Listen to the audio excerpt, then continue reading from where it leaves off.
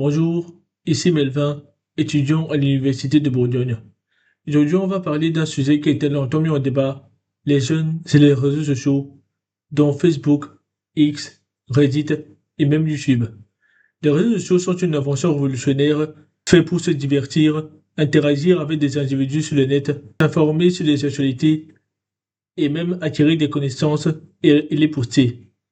Mais tous ces avantages sont minimes face aux nombreux désavantages et effets négatifs qu'elle afflige aux jeunes de notre génération Z et Alpha. Pour commencer, je vais vous expliquer trois des plus grands désavantages des réseaux sociaux sur les jeunes.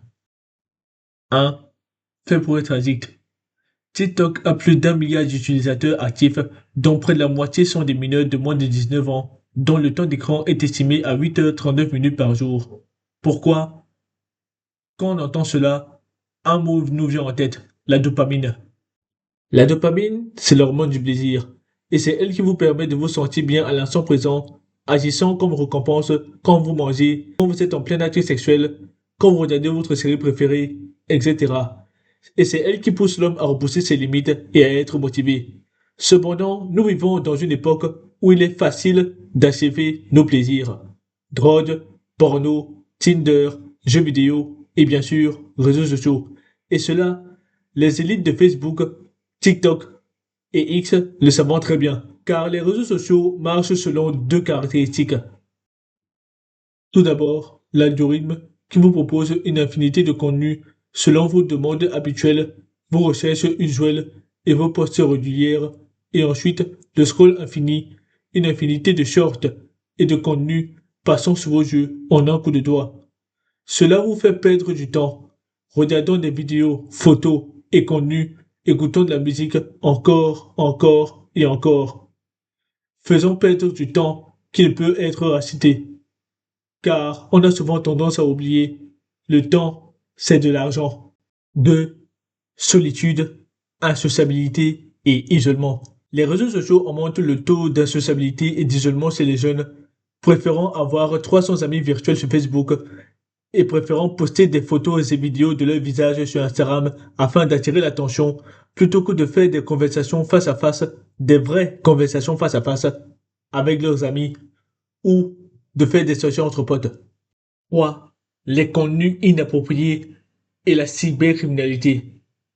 Porno, violence, discrimination, non-respect des droits d'auteur, désinformation, sexualisation, arnaque et propagande. D'après vous, quel est le rapport entre toutes ces choses-là? Une petite idée? Eh bien, tout cela sont disponibles et faisables très facilement sous les réseaux. Des jeunes adolescentes qui dansent explicitement sur TikTok, des fausses informations circulant, mis sous le nom de intox sur X, des contenus de propagande d'apologie à la criminalité et au terrorisme sur Telegram, des influenceurs et influenceuses arnaqueurs, ou des liens vers des sites d'escroquerie sur Instagram, des chaînes pornographiques sur Telegram et WhatsApp, ou encore des contenus pédosexuels et zoosexuels sur Mime et DeviantArt, voire des vidéos de torture, de meurtre et de viol tournées en direct, regardées, likées et commentées sur TikTok. Ces contenus qui fragilisent, qui traumatisent, qui terrorisent, qui détruisent, qui pervertissent, qui hantent, qui démontent et qui empoisonnent la mentalité de nos jeunes, poussés à faire ces contenus ou exposés à ces contenus, qui, malgré les réglementations et censures imposées par les autorités, ne règlent pas le problème, devraient être évités. Mais bien sûr, tout cela ne sont pas les seuls effets négatifs des réseaux sociaux envers les jeunes, car il y en a bien d'autres.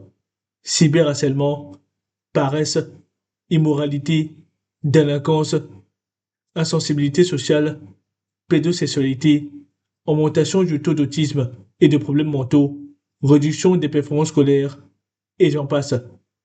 Et cela devrait nous ramener à la question qu'on devrait tous se poser. Les réseaux sociaux devraient-ils être limités, voire même interdits d'accès aux jeunes? Voilà la réponse. Oui, de mon propre avis, ou plutôt dire, à notre avis à tous, les jeunes de notre génération et des générations suivantes devraient avoir bien mieux à faire de leur temps.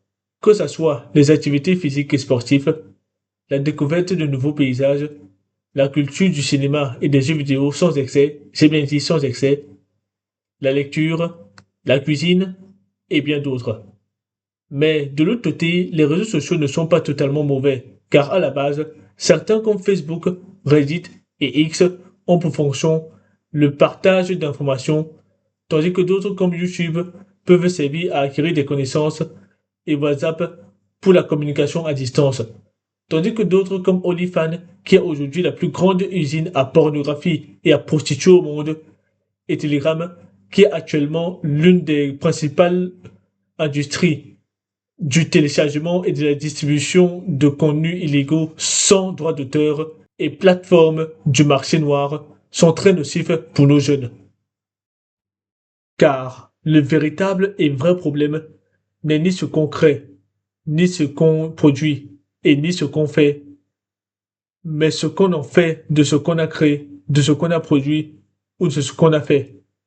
Ensemble, créons et bâtissons un très bel avenir pour nos générations et les générations à venir et protégeons-les de l'esclavage social des réseaux sociaux.